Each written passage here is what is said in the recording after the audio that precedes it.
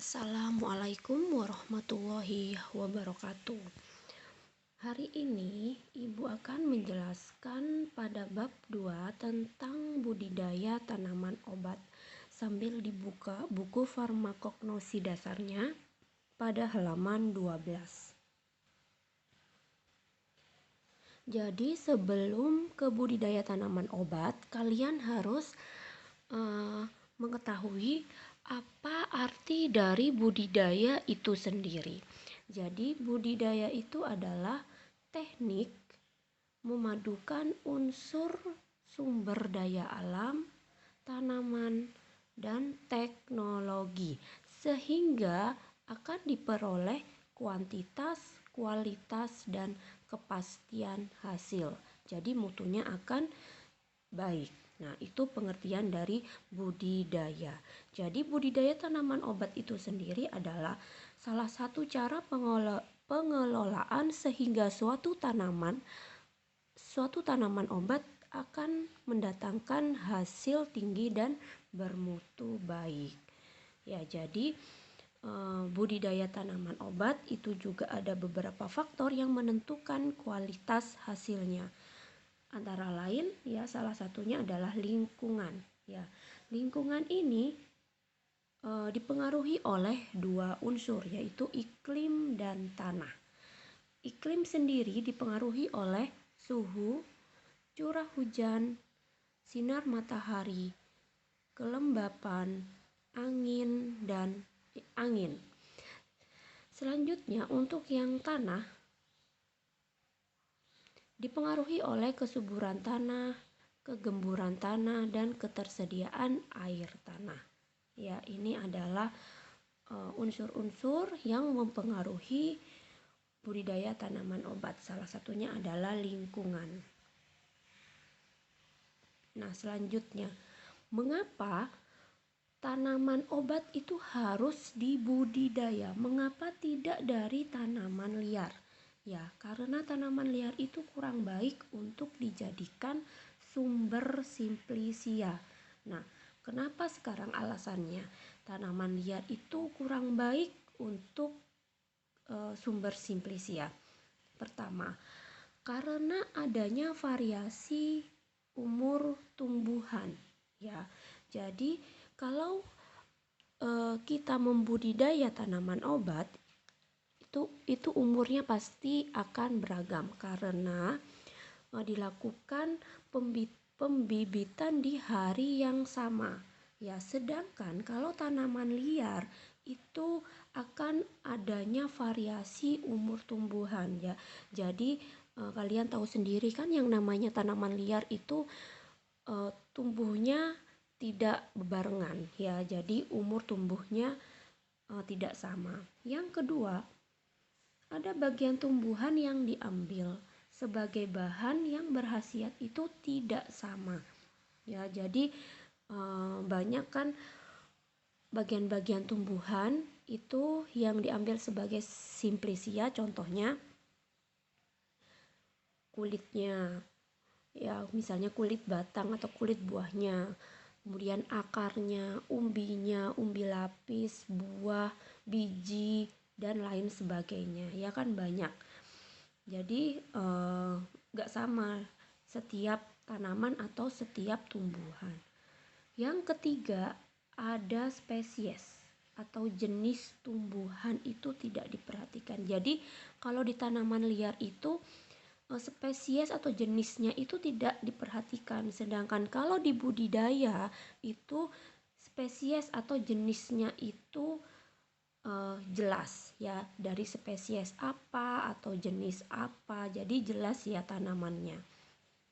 Yang keempat, adanya variasi lingkungan tempat tumbuh. Jadi sehingga dapat mempengaruhi kualitas zat berkhasiat ya. Jadi setiap lingkungan itu pastinya bervariasi ya. Misalnya dari iklimnya seperti yang tadi itu ya, iklimnya, tanahnya. Nah, kemudian ada beberapa daerah juga pasti berbeda ya lingkungannya. Misalnya kita membudidaya tanaman di Madura berbeda dengan budidaya di daerah Malang misalnya atau Pandaan. Berbeda juga kalau dibudidaya di daerah misalnya pegunungan atau di daerah Palembang atau di daerah-daerah lain. Jadi adanya variasi lingkungan tempat tumbuh dari tanaman obat itu sendiri. Nah, selanjutnya, kenapa harus dibudidaya tanaman obat? Apa sih tujuannya? Ya, jadi ada 6 tujuan budidaya tanaman obat. Yang pertama untuk meningkatkan produksi tanaman obat. Ya, jadi produksi tanaman obat itu akan meningkat kalau kita membudidaya tanaman obat itu sendiri. Yang kedua, untuk meningkatkan mutu hasil tanaman. Ya, jadi selain produksi tanaman obat meningkat, maka sudah pasti mutu hasilnya juga lebih baik. Yang ketiga, meningkatkan efisiensi produksi dan penggunaan sumber daya. Selanjutnya yang keempat, untuk mempertahankan kesuburan lahan, kelestarian lingkungan, dan sistem produksi berkelanjutan. Sedangkan yang kelima, akan mendorong upaya transfer teknologi dan pengetahuan kepada petani tentang budidaya tanaman obat yang baik. Ya, jadi para petani itu mempunyai ilmu ya tentang budidaya tanaman obat yang baik. Yang terakhir, akan memberikan jaminan mutu, keamanan, dan kemanfaatan bahan baku jamu. Nah, jadi bahan baku jamu itu akan menghasilkan mutu, keamanan, dan kemanfaatan. Selanjutnya, di sini ada tahapan budidaya tanaman obat. Jadi, untuk tahapan budidaya tanaman obat ini harus runtut ya. Ada 4 tahapan ya, harus runtut. Yang pertama adalah pengolahan tanah. Yang kedua adalah penanaman. Yang ketiga ada pemeliharaan tanaman. Yang keempat adalah panen. Ya, jadi ada 4 tahapan. Kita akan bahas satu-satu. Yang pertama adalah pengolahan tanah. Nah, jadi tujuan dari pengolahan tanah itu sendiri adalah untuk menyiapkan tempat atau media tumbuh yang serasi bagi pertumbuhan tanaman, yaitu tujuan dari pengolahan tanah, menyiapkan tempat atau media tumbuh yang serasi bagi pertumbuhan tanaman. Nah, jadi di pengolahan tanah ini akan dipengaruhi oleh 3 faktor ya, 3 faktor. Yang pertama adalah kesuburan fisik. Kesuburan fisik erat kaitannya dengan struktur tanah ya. Erat kaitannya dengan struktur tanah yang menggambarkan butiran tanah, udara, dan air ya, sehingga dapat menjamin aktivitas akar dalam mengambil zat-zat yang diperlukan oleh tanaman. Selain itu, kesuburan fisik erat kaitannya juga dengan suhu tanah ya. Selanjutnya yang kedua ada kesuburan kimiawi. Kesuburan kimiawi ini erat hubungannya dengan kemampuan tanah menyediakan kebutuhan nutrisi tanaman. Ya, jadi di sini ada ketersediaan unsur hara. Ya, meliputi ketersediaan unsur hara dan pH tanah itu untuk kesuburan kimiawi. Dan yang ketiga ada kesuburan biologi, Ini meliputi aktivitas mikroorganisme tanah dan bahan organik tanah. Ya, jadi ada 3 faktor yang mempengaruhi pengolahan tanah.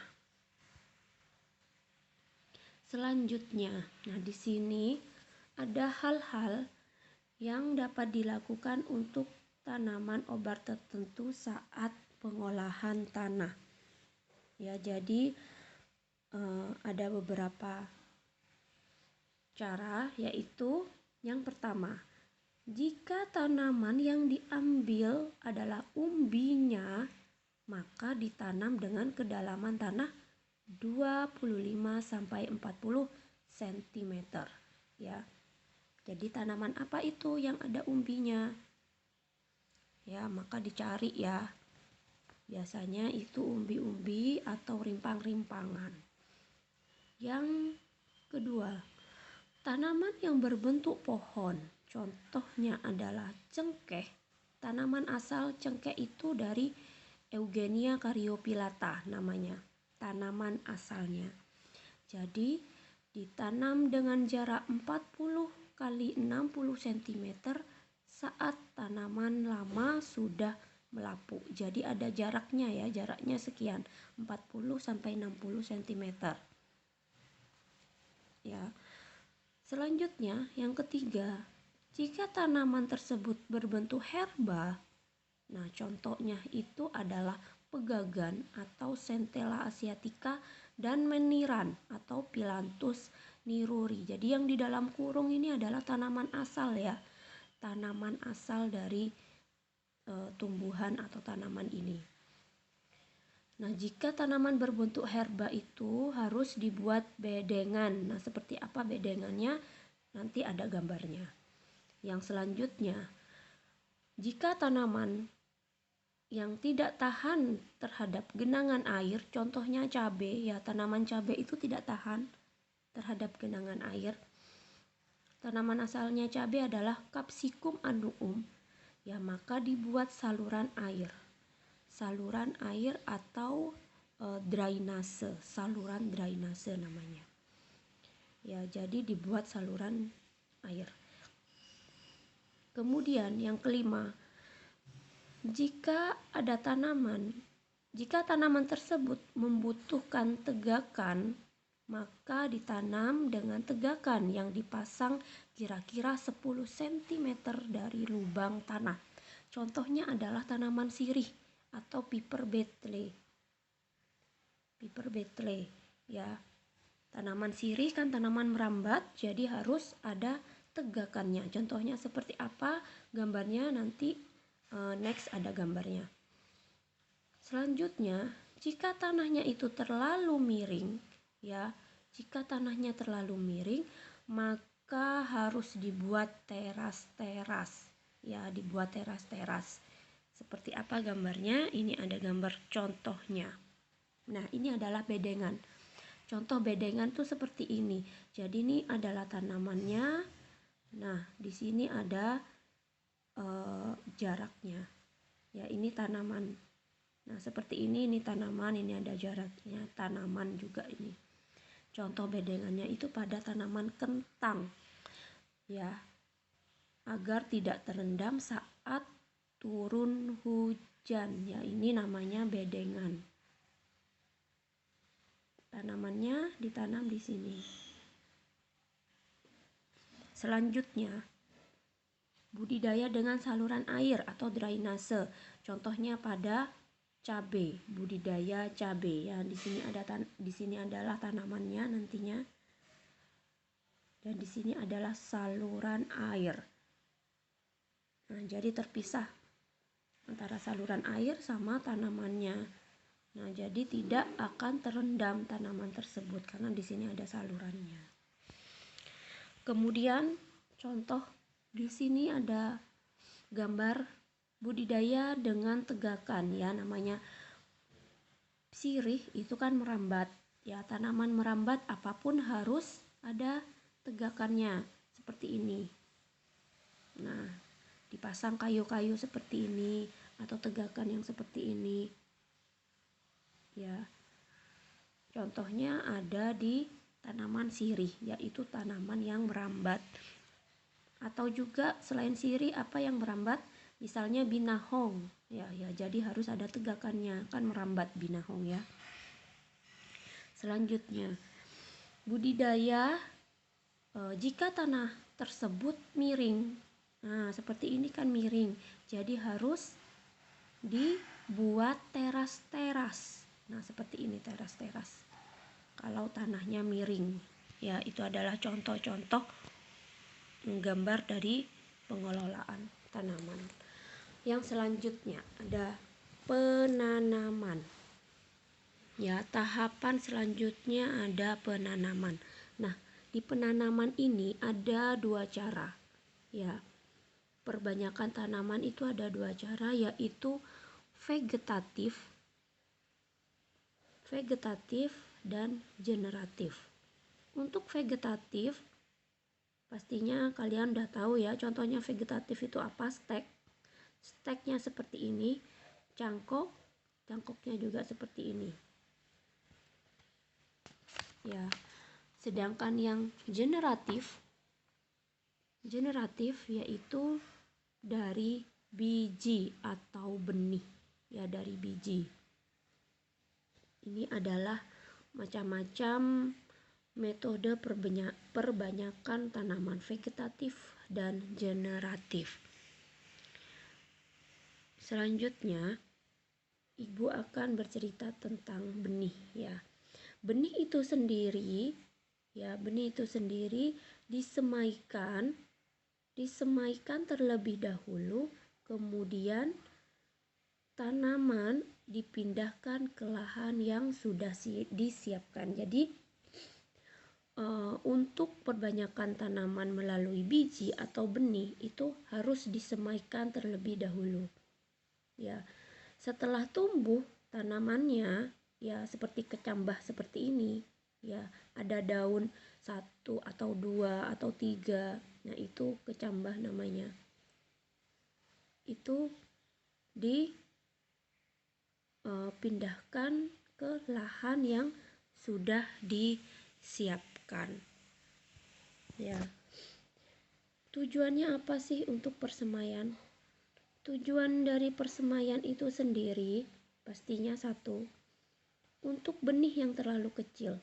Untuk benih yang terlalu kecil sehingga sulit untuk mengatur tanaman. Jadi harus disemaikan terlebih dahulu. Ya, harus disemaikan terlebih dahulu. Yang kedua, dapat menghemat waktu musim tanam. Ya, dapat menghemat waktu musim tanam. Sehingga pada saat musim tiba tanaman tumbuh terlebih dahulu. Ya, jadi maksudnya disemaikan terlebih dahulu itu menghemat waktu musim tanam. Ya, jadi pada saat musim tiba tanamannya itu sudah tumbuh seperti ini. Ya, tumbuh kecambah seperti ini. Ya, jadi kemudian akan dipindahkan ke lahan atau media yang sudah disiapkan. Nah, contohnya pada tanaman temulawak atau Curcuma santorisa. Ini tanaman asal dari temulawak. Nah, temulawak ini adalah rimpang-rimpangan, harus ditunaskan pada persemaian yang lembab dan agak gelap. Ya. Kemudian belahannya itu atau rimpangnya itu ditanam di lahan yang sudah disiapkan. Ya, seperti itu ya. Contoh dari temulawak. Nah, selanjutnya ada hal-hal ya yang perlu diperhatikan pada penanaman obat. Yang pertama, umumnya penanaman pada lahan kering tanpa irigasi dan cuaca cukup panas. Jadi solusinya adalah penanaman dilakukan pada awal musim hujan. Ya. Umumnya itu penanaman pada lahan kering tanpa irigasi dan cuaca cukup panas. Jadi solusinya adalah tanamannya itu dilakukan pada awal musim hujan. Yang kedua, jika penanaman dengan jarak atau baris teratur. Penanaman dengan jarak atau baris teratur itu akan terlihat rapi dan enak dipandang. Ini maksudnya mengarah ke estetika ya. Jadi penanamannya harus dengan jarak dan baris yang teratur agar terlihat rapi dan enak dipandang. Selanjutnya, penanaman secara tunggal atau monokultur. Ya. Untuk tanaman yang tidak tahan terhadap cahaya matahari, contohnya pada tanaman mint atau Mentha piperita. Mentha piperita. Jadi penanaman secara tunggal itu untuk tanaman yang tidak tahan terhadap cahaya matahari, contohnya tanaman mint. Selanjutnya, penanaman ganda. Penanaman ganda itu dilakukan untuk tanaman yang memerlukan naungan atau dapat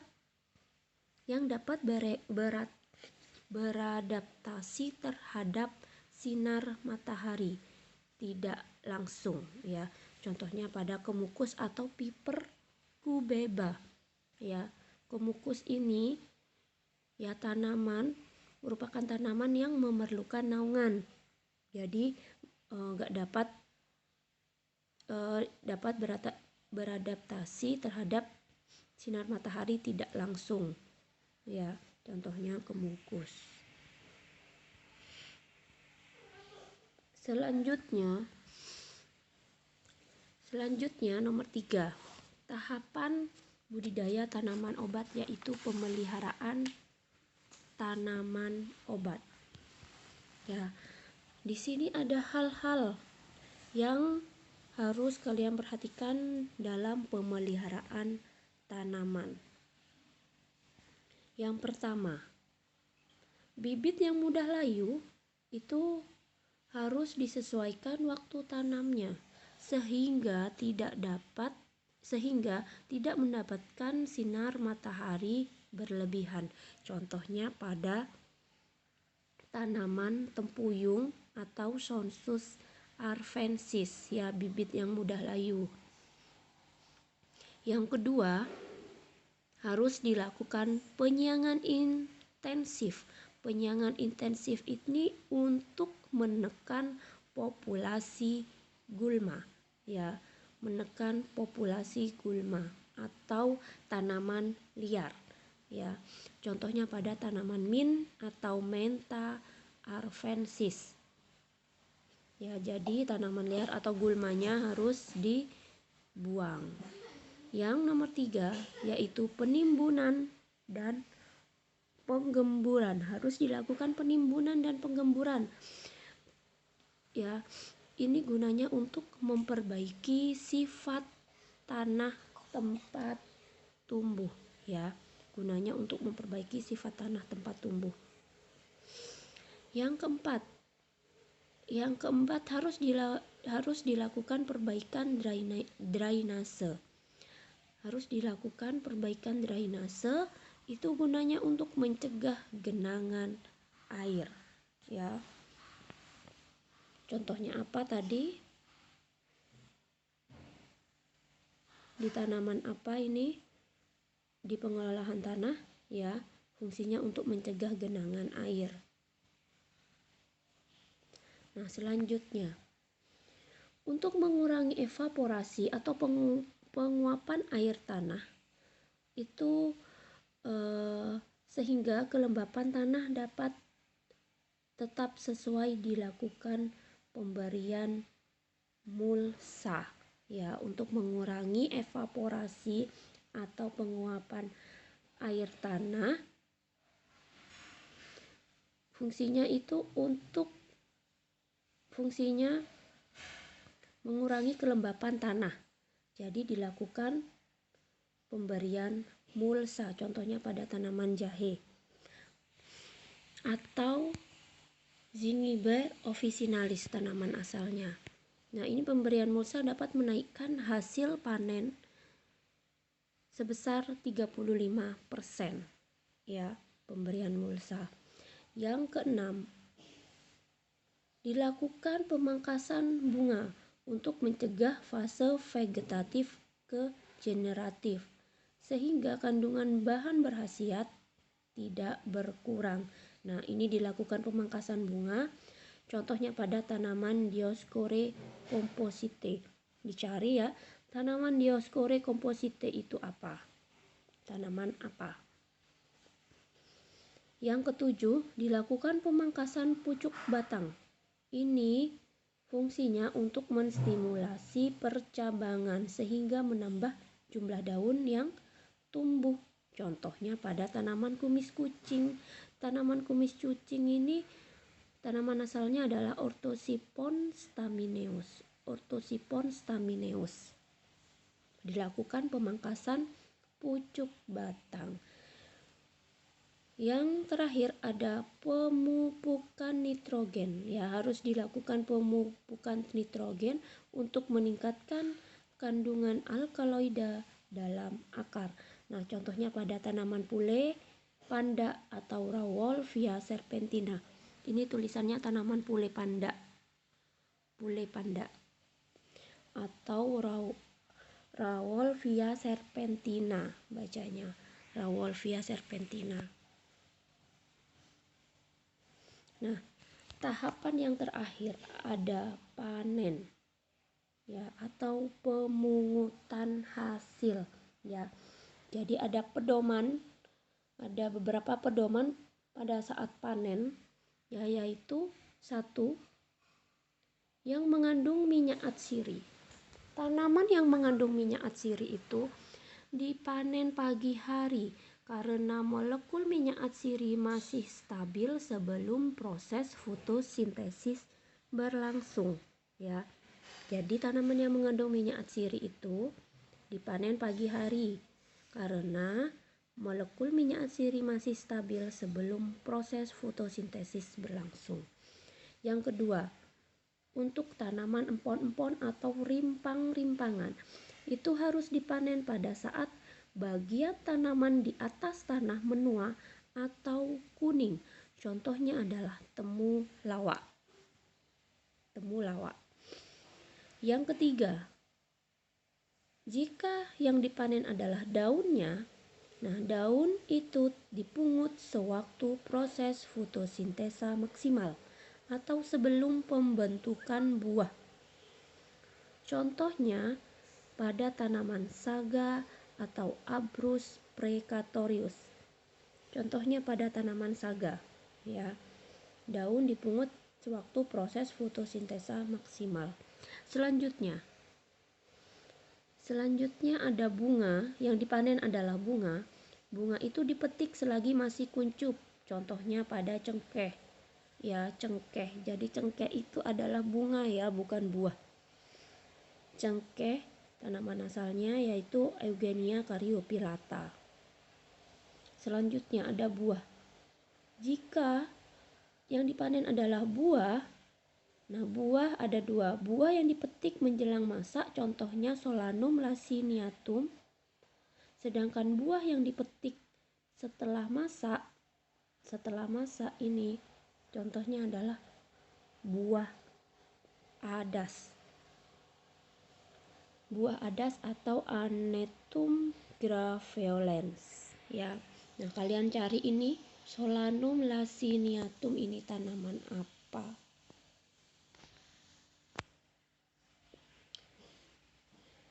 Ya, sekian untuk penjelasan pada bab 2 budidaya tanaman obat. Kalian dicari tadi ya tanaman apa yang ibu bacakan, yaitu Solanum laciniatum sama yang tadi tanaman Dioscure composite itu tanaman apa. Terima kasih. Sekian dan wassalamualaikum warahmatullahi wabarakatuh.